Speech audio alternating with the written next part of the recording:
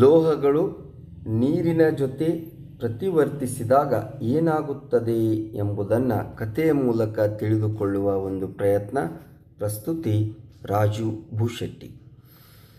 ಒಂದು ದಿನ ಜಲನಗರ ಎಂಬ ಊರಿನಲ್ಲಿ ಒಂದು ದೊಡ್ಡ ನದಿ ಹರಿಯುತ್ತಿತ್ತು. ಆ ನದಿಗೆ ಹಲವಾರು ಲೋಹಗಳು ಭೇಟಿ ಕೊಡಲಿಕ್ಕೆ ಬರ್ತವೆ. ಪ್ರತಿಯೊಂದು ಲೋಹವು ನೀರಿನೊಂದಿಗೆ ಹೇಗೆ ವರ್ತಿಸಿತು ಎಂಬುದೇ ಈ ಕಥೆಯ ಒಂದು ತಿರುಳು. ಮೊಟ್ಟ ಮೊದಲಿಗೆ ಪೊಟ್ಯಾಷಿಯಂ ಬರುತ್ತೆ. ಇದು ಅತ್ಯಂತ ಉತ್ಸಾಹಿ ಲೋಹ. ನೀರನ್ನು ಕಂಡ ತಕ್ಷಣ ಅದಕ್ಕೆ ತುಂಬ ಖುಷಿಯಾಗಿ ನೀರಿಗೆ ಹಾರಿಬಿಡತ್ತೆ. ಆಗ ಪೊಟ್ಯಾಷಿಯಂ ನೀರಿನೊಂದಿಗೆ ತೀವ್ರವಾಗಿ ಪ್ರತಿಕ್ರಿಯಿಸಿ ತಕ್ಷಣ ಬೆಂಕಿ ಹೊತ್ತಿಕೊಳ್ಳುತ್ತೆ. ಪೊಟ್ಯಾಷಿಯಂ ನೀರಿನೊಂದಿಗೆ ವರ್ತಿಸಿ ಅದು ಪೊಟ್ಯಾಷಿಯಂ ಹೈಡ್ರಾಕ್ಸೈಡ್ ಮತ್ತು ಹೈಡ್ರೋಜನ್ ಅನಿಲ ಮತ್ತು ಉಷ್ಣವು ಕೂಡ ಬಿಡುಗಡೆ ಮಾಡುತ್ತೆ. ಹೈಡ್ರೋಜನ್ ಅನಿಲ ಉಂಟಾಗಿ ಬೆಂಕಿ ಹೊತ್ತಿಕೊಳ್ಳುವುದನ್ನು ನಾವು ನೋಡ್ತೇವೆ. ನಂತರ ಸೋಡಿಯಂ ಬರುತ್ತೆ. ಸೋಡಿಯಂ ತುಂಬ ಚುರುಕು ಸ್ನೇಹಿತ, ಅಂದರೆ ಅದು ಕೂಡ ನೀರಿನ ಮೇಲೆ ತೇಲಿ ಓಡಾಡುತ್ತಾ ತೀವ್ರವಾಗಿ ಪ್ರತಿಕ್ರಿಯಿಸುತ್ತೆ.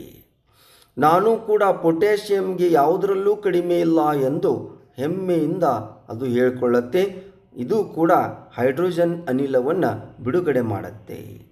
ನಂತರ ಬರುವುದು ಕ್ಯಾಲ್ಸಿಯಂ. ಕ್ಯಾಲ್ಸಿಯಂ ಸ್ವಲ್ಪ ಶಾಂತ ಲೋಹ. ಅದು ನೀರಿಗೆ ಬಿದ್ದಾಗ ತೇಲಲು ಪ್ರಾರಂಭಿಸುತ್ತದೆ.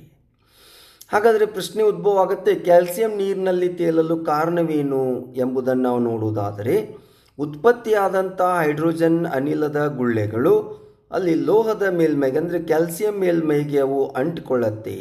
ಹೀಗಾಗಿ ಕ್ಯಾಲ್ಸಿಯಂ ಹಗುರವಾಗಿರುವುದರಿಂದ ಅದೇನಾಗುತ್ತೆ, ನೀರಿನ ಮೇಲೆ ತೇಲಲಿಕ್ಕೆ ಪ್ರಾರಂಭ ಮಾಡುತ್ತೆ. ಕ್ಯಾಲ್ಸಿಯಂ ನೀರಿನೊಂದಿಗೆ ವರ್ತಿಸಿದಾಗ ಕ್ಯಾಲ್ಸಿಯಂ ಹೈಡ್ರಾಕ್ಸೈಡ್ ಮತ್ತು ಹೈಡ್ರೋಜನ್ ಅನಿಲವನ್ನು ಉಂಟು ಮಾಡುವುದನ್ನು ನಾವು ಗಮನಿಸಬಹುದು. ನಂತರ ಒಂದು ವಿಚಿತ್ರ ಲೋಹ ಬರುತ್ತೆ, ಅದುವೇ ಮ್ಯಾಗ್ನೀಷಿಯಂ ಲೋಹ.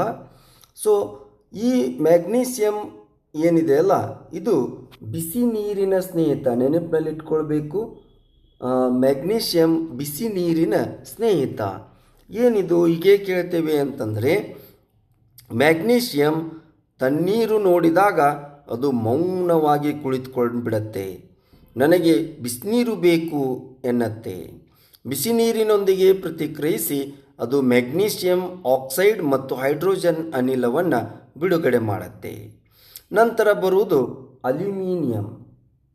ಸೊ ಅಲ್ಯೂಮಿನಿಯಂ ರಕ್ಷಾ ಕವಚ ಧರಿಸಿದ ಯೋಧ ಇದ್ದಂತೆ. ಏಕೆಂದರೆ ಅಲ್ಯೂಮಿನಿಯಂ ನೀರಿಗೆ ಬಂದರೂ ಕೂಡ ತಕ್ಷಣ ಪ್ರತಿಕ್ರಿಯಿಸಲಿಲ್ಲ. ನನ್ನ ಮೇಲೆ ಆಕ್ಸೈಡ್ ಕವಚ ಇದೆ, ಅದು ನನ್ನನ್ನು ರಕ್ಷಿಸುತ್ತದೆ ಎಂದು ಅಲ್ಯೂಮಿನಿಯಂ ಹೇಳಿಕೊಳ್ಳುತ್ತೆ.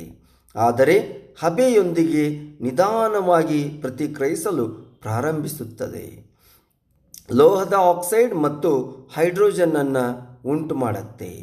ನಂತರ ಬರುವುದು ಜಿಂಕ್ ಅಥವಾ ಸತ್ತು ಅಂತ ಏನು ಹೇಳ್ತೇವಲ್ಲ, ಅದು. ಸೊ ಈ ಜಿಂಕ್ ಹೇಗೆ ಪ್ರತಿಕ್ರಿಯಿಸುತ್ತೆ ಎಂದು ನೋಡುವುದಾದರೆ, ಸತ್ತು ಕೂಡ ತಣ್ಣೀರಿನೊಂದಿಗೆ ಪ್ರತಿಕ್ರಿಯಿಸಲಿಲ್ಲ. ನಾನು ಕೂಡ ಹಬೆಯೊಂದಿಗೆ ಮಾತ್ರ ಕೆಲಸ ಮಾಡುತ್ತೇನೆ ಎಂದು ಹೇಳಿತು. ಹಬೆಯ ಜೊತೆ ಪ್ರತಿಕ್ರಿಯಿಸಿ ಅದು ಸತ್ತುವಿನ ಆಕ್ಸೈಡ್, ಅಂದರೆ ಜಿಂಕ್ ಆಕ್ಸೈಡ್ ಮತ್ತು ಹೈಡ್ರೋಜನ್ ಅನಿಲವನ್ನು ಬಿಡುಗಡೆ ಮಾಡುತ್ತೆ. ನಂತರ ಕಬ್ಬಿಣ ಬರುತ್ತೆ. ಈ ಕಬ್ಬಿಣದ ಕಥೆಯನ್ನು ನೋಡೋದಾದರೆ ತುಂಬ ಬಲಿಷ್ಠ, ನಮಗೆ ಗೊತ್ತು. ಈ ಕಬ್ಬಿಣ ನದಿಯ ಬಳಿ ಬಂದು ಅದು ಹೇಳುತ್ತೆ, ನಾನು ತಣ್ಣೀರಿನೊಂದಿಗೆ ಅಲ್ಲ, ಹಬೆಯೊಂದಿಗೆ ಮಾತ್ರ ಪ್ರತಿಕ್ರಿಯಿಸುತ್ತೇನೆ. ಹಬೆಯ ಜೊತೆ ಇದು ಕಬ್ಬಿಣ ಪ್ರತಿಕ್ರಿಯಿಸಿ ಕಬ್ಬಿಣದ ಆಕ್ಸೈಡ್, ಅಂದರೆ ಐರನ್ ಆಕ್ಸೈಡ್ ಮತ್ತು ಹೈಡ್ರೋಜನ್ ಅನಿಲವನ್ನು ಬಿಡುಗಡೆ ಮಾಡುತ್ತೆ. ಮುಂದೆ ಬರುವಂಥದ್ದು ಸೀಸಾ ಅಥವಾ ಲೆಡ್ ಅಂತ ಹೇಳ್ತೇವಲ್ಲ, ಇದು ಸೋಮಾರಿ ಲೋಹ ಎಂದು ನಾವು ಹೇಳ್ಬೋದು. ಏಕೆಂದರೆ ಸೀಸಾ ನೀರನ್ನು ನೋಡಿ ಅದು ಸುಮ್ಮನೆ ಕುಳಿತುಕೊಂಡು ಬಿಡುತ್ತೆ. ನನಗೆ ನೀರಿನ ಜೊತೆ ಆಸಕ್ತಿ ಇಲ್ಲ ಎಂದು ಹೇಳುತ್ತೆ. ಇದು ನೀರಿನೊಂದಿಗೆ ಸಾಮಾನ್ಯವಾಗಿ ಪ್ರತಿಕ್ರಿಯಿಸುವುದಿಲ್ಲ ಎಂದೇ ನಾವು ಹೇಳ್ತೇವೆ. ನಂತರ ಬರುವಂಥದ್ದು ಲೆಡ್ ಆದಮೇಲೆ ತಾಮ್ರ. ಸೊ ತಾಮ್ರವು ಕೂಡ ಏನು ಅಂತಂದರೆ ತುಂಬ ಶಾಂತ ಸ್ವಭಾವದ್ದು, ನೀರಿನೊಂದಿಗೆ ಪ್ರತಿಕ್ರಿಯಿಸುವುದೇ ಇಲ್ಲ ಎಂದು ಅದು ಕೂಡ ಹಾಗೆ ಕುಳಿತುಕೊಂಡು ಬಿಡುತ್ತೆ. ನಂತರ ತಾಮ್ರದ ನಂತರ ಬರುತ್ತೆ ಬೆಳ್ಳಿ. ಸೊ ಸಿಲ್ವರ್ ತನ್ನ ಹೊಳಪನ್ನು ನೋಡಿಕೊಳ್ಳುತ್ತಾ ಇದು ಹೇಳುತ್ತೆ, ನಾನು ನೀರಿನೊಂದಿಗೆ ಪ್ರತಿಕ್ರಿಯೆ ಮಾಡುವುದೇ ಇಲ್ಲ ಎಂದು ಹೇಳುತ್ತೆ. ನಂತರ ಬರುವುದು ಗೋಲ್ಡ್ ಅಥವಾ ಚಿನ್ನ. ಸೊ ನೀರು ನನ್ನ ಮೇಲೆ ಯಾವುದೇ ಪರಿಣಾಮ ಬೀರುವುದಿಲ್ಲ ಎಂದು ಅದು ಕೂಡ ಹೇಳಿಕೊಳ್ಳುತ್ತೆ. ಹಾಗಾದರೆ ಈ ಕಥೆಯ ಸಾರಾಂಶ ಏನು ಎಂಬುದನ್ನು ನಾವು ಸುಲಭವಾಗಿ ನೆನಪಿನಲ್ಲಿಟ್ಕೊಳ್ಬೇಕು ಅಂದರೆ, ಪೊಟ್ಯಾಷಿಯಂ ಮತ್ತು ಸೋಡಿಯಂ ಸೂಪರ್ ಆಕ್ಟಿವ್ ಅಂದರೆ ಅತ್ಯಂತ ರಭಸವಾಗಿ ತಣ್ಣೀರಿನ ಜೊತೆ ಪ್ರತಿಕ್ರಿಯಿಸುತ್ತವೆ. ಕ್ಯಾಲ್ಸಿಯಂ ಕಡಿಮೆ ಆಕ್ಟಿವ್ ಇರುತ್ತೆ, ಅಂದರೆ ಪ್ರತಿವರ್ತನೆ ತೀವ್ರತೆ ಕಡಿಮೆ.